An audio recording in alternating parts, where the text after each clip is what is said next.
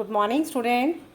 बेटा ये हमारे इकोनॉमिक्स का फर्स्ट चैप्टर है 11th का इंट्रोडक्शन में आप पढ़ेंगे फर्स्ट ऑफ ऑल कि इकोनॉमिक्स क्या होती है, what is the mean of economics. आप लोगों के लिए एक नया सब्जेक्ट है कि इकोनॉमिक्स क्या है।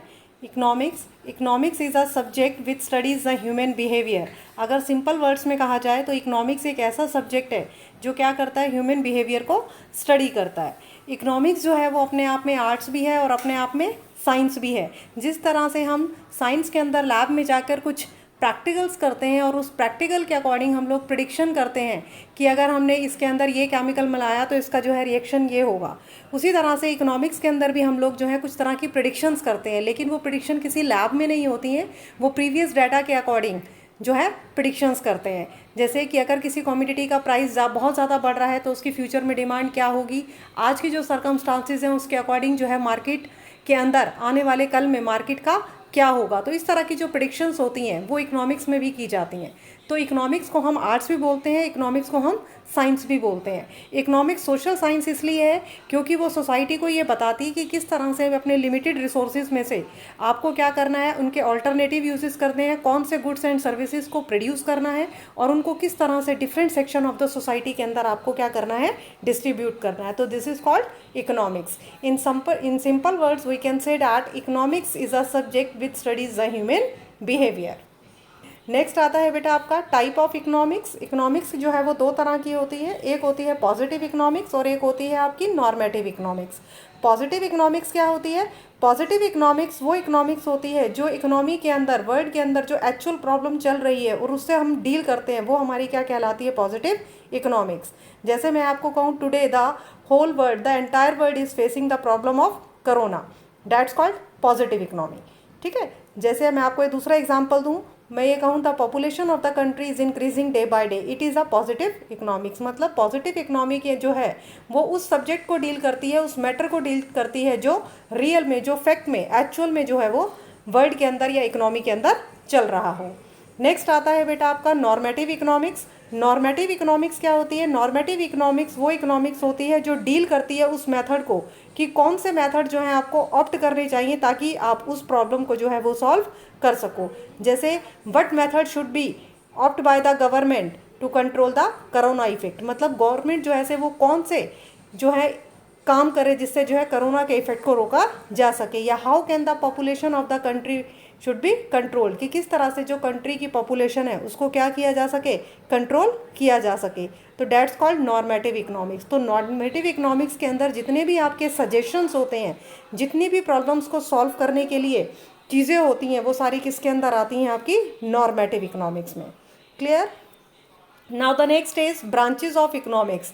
इकोनॉमिक्स की बेटे दो ब्रांचेज होती हैं, एक होती है माइक्रो इकोनॉमिक्स और एक होती है आपकी मैक्रो इकोनॉमिक्स। माइक्रो और मैक्रो की अगर आप स्पेलिंग देखिए बेटा तो स्पेलिंग में सिर्फ डिफरेंस आई और ए का है। MICRO, आई माने इंडिविजुअल और मैक्रो का मतलब है MACRO, ए का मतलब है यहाँ पर एग्रीगेट। माइक्रो का मतलब आई में इंडिविजुअल, इंडिविजुअल का मतलब है जब आप किसी सिंगुलर इंडिविजुअल पर्सन की आप प्रॉब्लम को पढ़ते हो, उसको सॉल्व करते हो, तो वो माइक्रो इकोनॉमिक्स होती है। और मैक्रो इकोनॉमिक्स क्या है? जब आप ओवरऑल लोगों की प्रॉब्लम्स को सुनते हो, उनको सॉल्व करते हो, तो वो आपकी क्या होती है, मैक्रो। तो मतलब माइक्रो के अंदर क्या आता है? माइक्रो के अंदर आपकी जो इंडिविजुअल प्रॉब्लम है इकोनॉमी की, वो आपकी माइक्रो कहलाएगी। फॉर एग्जाम्पल, यदि आप ये कहो कि आप जो है किसी एक पर्टिकुलर एक कंपनी के बारे में पढ़ रहे हो, तो वो आपकी क्या है, माइक्रो इकोनॉमिक्स। यदि आप पूरी ओवरऑल जो है इकोनॉमी के बारे में पढ़ो, उसकी प्रॉब्लम के बारे में पढ़ो, तो वो आपकी मैक्रो इकोनॉमिक्स। फॉर एग्जांपल, आपकी प्रॉब्लम सिर्फ Tata iron and steel company की है, आप इंडिविजुअल कंपनी की प्रॉब्लम पढ़ रहे हो, तो वो माइक्रो इकोनॉमिक्स। ठीक है, अगर आप totally iron and steel companies के बारे में पढ़ रहे हो, उनकी प्रॉब्लम्स के बारे में पढ़ रहे हो, तो वो आपकी मैक्रो इकोनॉमिक्स। तो in short we can say that micro studies the individual behaviour और जो मैक्रो है वो आपका एग्रीगेट बिहेवियर है, सभी लोगों की प्रॉब्लम्स के बारे में, सभी पूरी इकोनॉमी की प्रॉब्लम के बारे में जो है वो स्टडी करता है। नेक्स्ट आता है बेटा इकोनॉमिक प्रॉब्लम। इकोनॉमिक प्रॉब्लम क्या होती है? इकोनॉमिक प्रॉब्लम का मीनिंग क्या है? Economic problem is a problem of choice involving satisfaction of unlimited wants out of limited resources having alternative uses. Economic problem जो है वो एक प्रॉब्लम है चॉइस की, जिसके अंदर अनलिमिटेड वांट्स को आपको सेटिस्फाई करना है अपने लिमिटेड रिसोर्सेज में, जिसके क्या है, अल्टरनेटिव यूजेस हैं। ऑल्टरनेटिव मतलब आपके जो रिसोर्सेज हैं वो लिमिटेड हैं, लेकिन उन रिसोर्सेज में आपकी जो वांट्स एंड डिज़ायर्स हैं वो अनलिमिटेड है। उन अनलिमिटेड वांट्स एंड डिज़ायर्स को आपको लिमिटेड रिसोर्सेज के अंदर सॉल्व करना है, और वो रिसोर्सेज जिनके क्या हैं, ऑल्टरनेटिव यूजेस हैं। रीजन्स ऑफ इकोनॉमिक प्रॉब्लम के मेन रीज़न क्या है? फर्स्ट रीज़न है आपका स्कार्सिटी ऑफ रिसोर्सेज। आपके जो रिसोर्सेज हैं वो क्या हैं, स्केयर हैं। Our resources are limited in relation to their demand. हमारे रिसोर्सेज जो हैं वो लिमिटेड हैं डिमांड के कंपैरेटिव, मतलब हमारी डिमांड ज़्यादा है लेकिन हमारे रिसोर्सेज क्या हैं बेटे, लिमिटेड है। It basic reason of economic problem, और सबसे बड़ी जो प्रॉब्लम है इकोनॉमी की वो यही है, और इकोनॉमी की प्रॉब्लम के क्रिएट होने के मेन रीज़न भी यही है। जो आपकी स्कार्सिटी ऑफ रिसोर्सेज है ये पर्टिकुलर किसी एक पर्सन की प्रॉब्लम नहीं है, किसी ऑर्गेनाइजेशन की प्रॉब्लम नहीं है, किसी कंट्री की प्रॉब्लम नहीं है। ये आपकी जो प्रॉब्लम है ये यूनिवर्सल है। लगभग वर्ल्ड की हर कंट्री जो है वो इस प्रॉब्लम को फेस करती है कि उनके पास जो डिमांड होती हैं वो अनलिमिटेड होते हैं, लेकिन जो रिसोर्सेज होते हैं वो क्या होते हैं, लिमिटेड होते हैं। Now the next is unlimited human wants. Human wants जो हैं वो क्या होते हैं, आपके अनलिमिटेड होते हैं। ह्यूमन वांट्स का कभी एंड नहीं होता। अगर आपकी एक डिज़ायर, एक डिमांड सेटिस्फाई हो जाती है तो तुरंत ही क्या होती है, आपकी सेकंड डिमांड जो है वो क्रिएट हो जाती है। फॉर एग्जांपल, मेरे पास एक छोटा सा घर है, ठीक है, भगवान मुझे बड़ा घर दिला दो, थोड़ा सा बड़ा मिलता है, फिर आप ये कहते हो भगवान इसे थोड़ा सा और बड़ा दिला दे, एक गाड़ी भी दिला दे। तो मतलब हमारी जो वांट्स एंड डिज़ायर्स हैं वो कभी भी ख़त्म नहीं होती। अगर एक प्रॉब्लम ख़त्म होती है तो दूसरी प्रॉब्लम्स जो है वो क्रिएट हो जाती हैं। हमारी सारी वांट्स को हम सेटिस्फाई नहीं कर सकते इन लिमिटेड रिसोर्सेज में।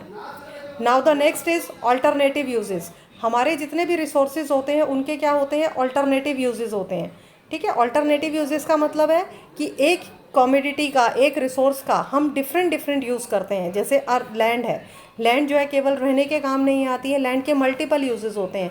उससे हम क्या करते हैं, एग्रीकल्चर भी करते हैं, एकोमोडेशन के लिए भी यूज़ करते हैं, ब्रिजेस भी बनाते हैं, इंडस्ट्री भी लगाते हैं, डैम्स भी हैं, कई तरह के जो हैं लैंड के यूजेस हैं। तो हमारे जो रिसोर्सेज हैं उनके ऑल्टरनेटिव यूजेस होने के कारण भी इकोनॉमिक प्रॉब्लम क्या होती है, अराइज होती है। इसमें मैंने बेटा एग्जांपल दिया है मिल्क का। जैसे मिल्क है उसके ऑल्टरनेटिव यूजेस हैं। मिल्क से हम टी, कर्ड, चीज़, कई सारी चीज़ें बना सकते हैं। नेक्स्ट आता है आपका central problem of an economy. Central problem का मतलब होता है कि एक इकोनॉमी की जो है सेंट्रल प्रॉब्लम क्या है। तीन तरह की सेंट्रल प्रॉब्लम होती है हर इकोनॉमी की। एक होती है व्हाट टू प्रोड्यूस, मतलब कौन सी कमोडिटी प्रोड्यूस की जाए। कौन सी कमोडिटी मतलब ये प्रॉब्लम क्यों क्रिएट होती है, ये प्रॉब्लम इसलिए क्रिएट होती है क्योंकि हमारे पास जो रिसोर्सेज हैं वो क्या हैं, लिमिटेड है, ठीक है, और हमारी वांट्स जो है वो अनलिमिटेड है। तो हम सारी वांट्स को पूरा नहीं कर सकते, इसलिए हमारे सामने एक सेंट्रल प्रॉब्लम क्रिएट हो गई, व्हाट टू बी प्रोड्यूस, हमें क्या प्रोड्यूस करना है। We have many type of goods, for example luxurious goods, essential good, capital goods, war goods. तो एक इकोनॉमी के सामने सबसे बड़ी प्रॉब्लम होती है कि मैं किस तरह के गुड्स को जो है प्रोड्यूस करूं, लग्जरियस गुड को प्रोड्यूस करूं, कैपिटल गुड को करूं, वॉर गुड को करूं, ठीक है। अगर ये प्रॉब्लम सॉल्व हो जाती है कि कौन से गुड को आपको प्रोड्यूस करना है, तो नई प्रॉब्लम जो है वो सामने क्रिएट होती है, और वो कौन सी होती है, how much to produce, how many quantity it should be produce, कितनी क्वांटिटी में मुझे जो है इसको प्रोड्यूस करना है। Clear. Next is how to produce. How to produce का मतलब है which type of technique should be used, कि जब आप कमोडिटी को प्रोड्यूस कर रहे हो तो उसके अंदर आपको कौन सी टेक्निक को यूज़ करना है। It's a selection of technique, ठीक है। आपको कैपिटल इंटेंसिव टेक्निक का यूज़ करना है या लेबर इंटेंसिव टेक्निक का यूज़ करना है। अगर आपकी इकोनॉमी जो है पूरी तरह से डेवलप है लाइक अमेरिका, तो आप क्या करते हो, कैपिटल इंटेंसिव टेक्निक का यूज़ करते हो। क्यों करते हो, क्योंकि आपके पास पैसा बहुत है। दूसरी तरफ अगर आपकी कंट्री जो है एक डेवलपिंग कंट्री है लाइक इंडिया, तो आप क्या करते हो, लेबर इंटेंसिव टेक्निक का यूज़ करते हो, क्योंकि आपके यहाँ पर लेबर बहुत है। तो इट मीन्स कि ये डिपेंड करता है how to produce, type of the economy. आपकी इकोनॉमी जो है वो एक डेवलप्ड इकोनॉमी है या फिर एक डेवलपिंग इकोनॉमी है। Now the next and last point, what to produce. एक इकोनॉमी की थर्ड सेंट्रल प्रॉब्लम होती है व्हाट टू प्रोड्यूस। मैं कौन सी कमोडिटी को जो है किसके लिए प्रोड्यूस करूं, रिचर सेक्शन के लिए प्रोड्यूस करूं या फिर मैं पुअर सेक्शन के लिए प्रोड्यूस करूं।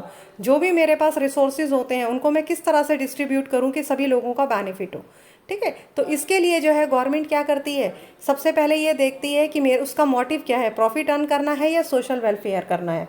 अगर उसका मोटिव जो है वो प्रॉफिट अर्न करना है तो नेचुरली वो क्या करेगी, रिचर सेक्शन के लिए प्रोड्यूस करेगी। क्यों? क्योंकि जितना ज़्यादा रिचर सेक्शन जो है वो कमोडिटी को कंज्यूम करेंगे उसका प्रॉफिट रेशियो उतना ही ज़्यादा होगा। सेकेंडली, अगर गवर्नमेंट का मेन मोटिव जो है सिर्फ सोशल वेलफेयर करना है तो वो क्या करेगी, डेफिनेटली जो है वो poor section of the society के लिए प्रोड्यूस करेगी। So these are the central problem of the economy.